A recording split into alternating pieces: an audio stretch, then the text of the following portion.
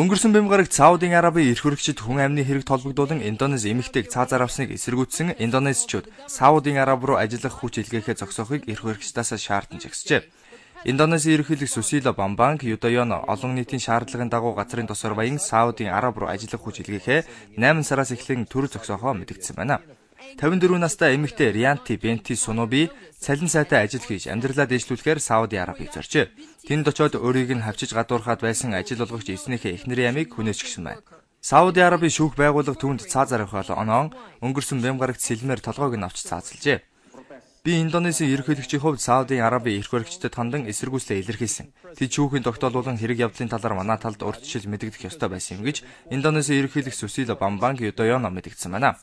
Харин 5 гарагт Сауди Арабын гадаад хэргийн сайд хариу мэдээлэл гаргаж болсон явдалд уучлалт хүсээд дахин ийм зүйл давтагдахгүй гэж мэдгджээ.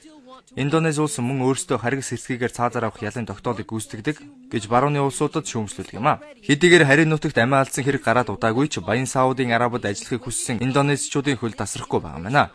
Одоогоор Сауди Арабад 1.2 сая орчим индонез иргэн харбор ажил эрхэлж амжиргаагаа залгуулж байгаа юм байна. Болсон хэрэг явдалтай холбогдуулан Саудид ажиллах хүч гаргахыг 8 дугаар сарын 1-ээс эхлэн хориглоно.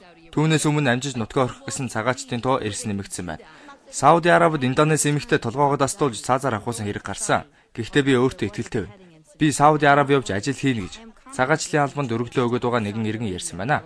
Индонезчуудын хувьд Сауди Араб хамгийн эрэлттэй газар хэвээр байгаа гэж ажил олгогч агентлагийн ажилтан Абдулрахман Файзал хэлсэн байна.